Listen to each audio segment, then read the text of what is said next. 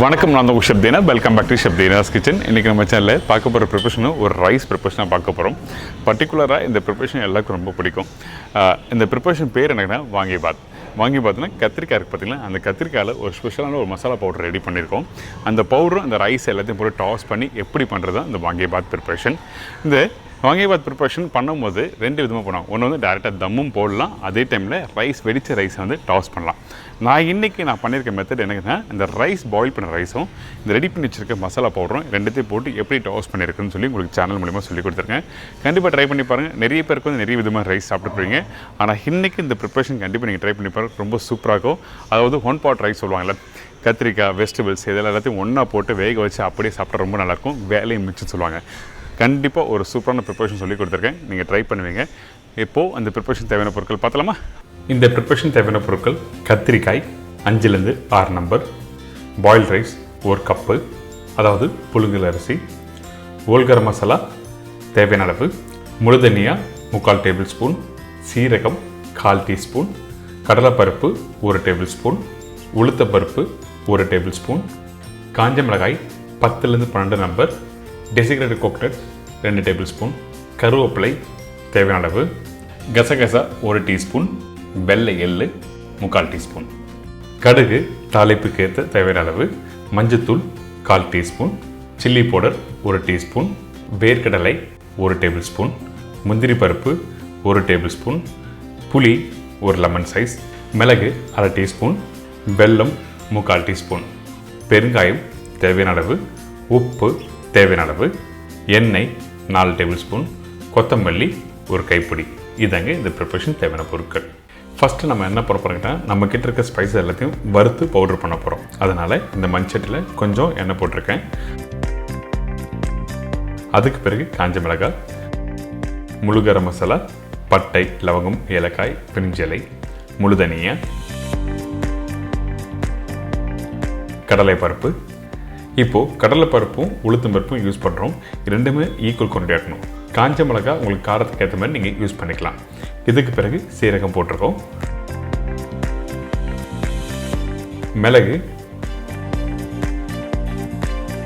கருவேப்பிலை இதெல்லாம் போட்ட பிறகு கொஞ்சம் லைட்டாக வறுத்து வரணும். அதாவது ஒரு 20 to 30% அளவுக்கு கொஞ்சம் லைட்டாக வறுத்து வர டைமில் அதுக்கு பிறகு தேங்காய் போட போகிறோம். சரிங்களா?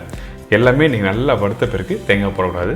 இந்த இடத்துல நான் தேங்காய் யூஸ் பண்ண போகிறோம். அதுக்கு முன்னாடி இந்த காஞ்ச மிளகாய் சொல்கிறேன். இந்த காஞ்ச மிளகாய் யூஸ் பண்ணும்போது நல்ல கலர் கொடுக்கும். நீங்கள் கடையில் கேட்டு வாங்கும்போது வாங்கலாம். இந்த மாதிரி முறுக்கலான காஞ்ச மிளகாய் கேட்டு வாங்குங்க. இது காஷ்மீர் சில்லி சொல்லுவாங்க. அதுக்கப்புறம் இந்த பட்டை வறுத்தா எப்படி இருக்கு பார்த்தீங்களா, வறுத்தா இந்த மாதிரி உடையணும். அதுக்கு பிறகு தேங்காய் யூஸ் பண்ணுறேன். இந்த தேங்காய் வந்து எதுக்காக ட்ரை கோகோனட் யூஸ் பண்ணியிருக்கேன்னு கேட்டிங்கன்னா காரணம் இருக்குது. இந்த பவுடர் ரெடி பண்ணி வச்சுட்டு ஒரு வாரம் கழிச்சு நீங்கள் யூஸ் பண்ணுச்சுன்னா அந்த டைமில் இந்த தேங்காய் யூஸ் பண்ணுங்கள். இல்லை நான் இப்போயே பண்ண போகிறேன், இப்போ இந்த ப்ரிப்பரேஷன் இந்த மசாலா யூஸ் பண்ண போகிறேன் அப்படி கேட்டிங்கன்னா அப்போ ஃப்ரெஷ் தேங்காய் போடலாம். ஃப்ரெஷ்ஷான தேங்காய் போட்டு பண்ணால் அன்றைக்கி மட்டும் தான் யூஸ் பண்ண முடியும், அடுத்த 2 நாள் வச்சு யூஸ் பண்ண முடியாது. இதுக்கப்புறம் எள்ளு போட்ட பிறகு கொஞ்சம் கசகசா. இந்த எள்ளும் கசகசாவும் நீங்கள் கொஞ்சம் லைட்டாக வறுத்த பிறகு தான் நீங்கள் யூஸ் பண்ணணும்.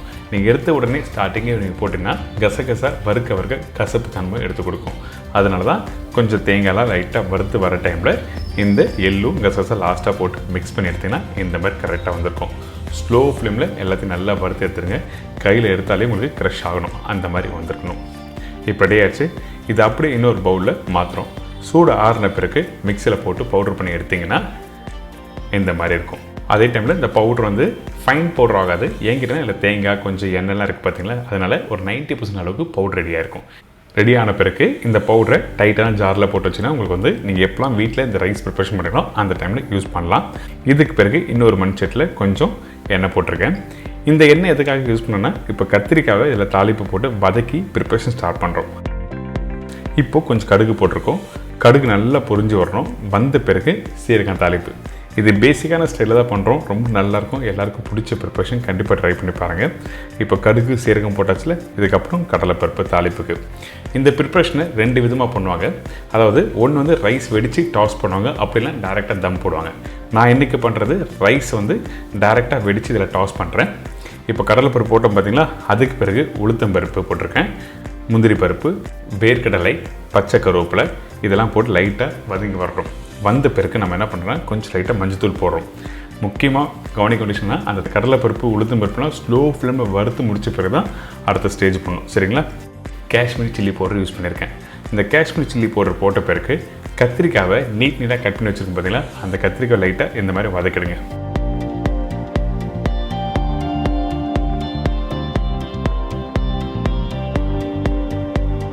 உப்பு தேவையான அளவுக்கு போட்ட பிறகு இந்த கத்திரிக்காய் எந்த அளவுக்கு வதங்கன்னு கேட்டிங்கன்னா ஜஸ்ட் ஒரு 10% வதங்கி முடித்த பிறகு அதுக்கு பிறகு தண்ணி ஆட் பண்ணலாம். எடுத்த உடனே தண்ணி போட வேண்டாம்.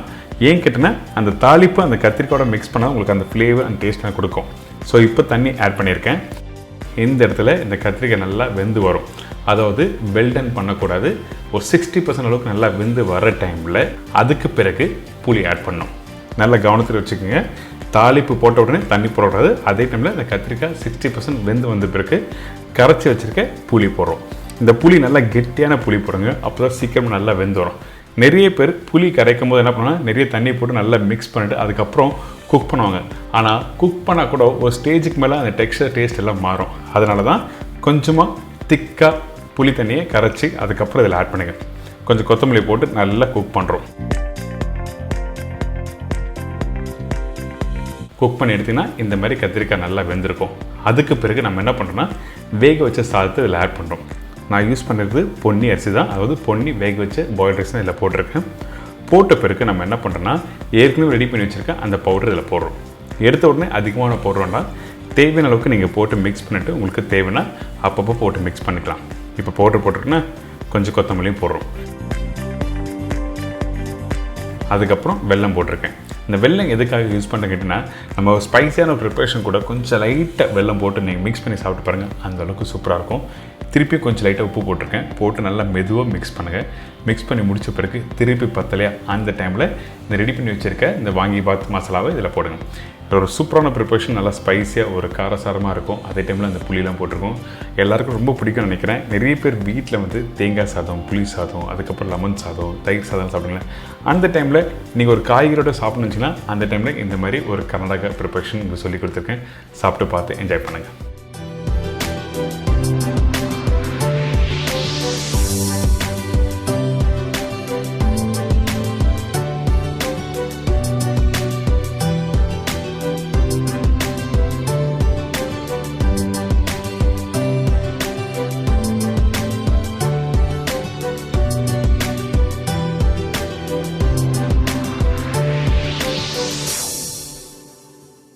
என்னங்க இந்த வாங்கி பாத் எப்படி பண்ணுறது எல்லாரும் கீஸ் தெரிஞ்சிருக்கும். நிறைய பேர் வீட்டில் சாம்பார் சாதம், பிஸ்மிலா பாத் இது மாதிரிலாம் ட்ரை பண்ணி பார்த்துருப்பீங்க. இன்றைக்கி நம்ம சேனல் மூலமாக இந்த வாங்கி பாத் ரொம்ப ஈஸி ப்ரிப்பரேஷன், காரசாரமாக இருக்கும். கொஞ்சம் வெள்ளம்லாம் போட்டு ஒரு இன்ட்ரெஸ்டிங்காக சொல்லி கொடுத்துருக்கேன்ல. மறக்காமல் ட்ரை பண்ணுங்கள். மறக்காமல் ஃபீட்பேக் கொடுங்க. இதே மாதிரி நாளைக்கு இன்னொரு சூப்பரான ரெசிபி சந்திக்கிறேன். நன்றி, வணக்கம். See you, bye, take care.